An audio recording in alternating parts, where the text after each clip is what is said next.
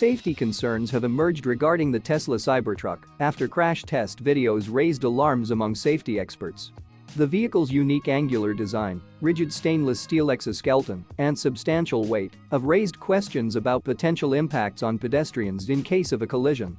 Tesla asserts that the Cybertruck's stainless steel body panels are designed to absorb impact, featuring special ribs for energy dissipation during collisions. CEO Elon Musk expresses confidence in the truck's safety, surpassing other trucks for both occupants and pedestrians, and undergoing regulatory review. Despite these assurances, safety experts, including former IA's President Adrian Lund, express skepticism after observing online crash tests. Concerns include potential harm due to the truck's stiff exterior and limited crumple zones. While some experts mention potential mitigations, others raise red flags about weight and acceleration. The non-profit European Transport Safety Council hopes Tesla won't introduce the Cybertruck in Europe, citing risks to pedestrians and cyclists. Tesla's chief engineer acknowledges challenges with EU safety regulations.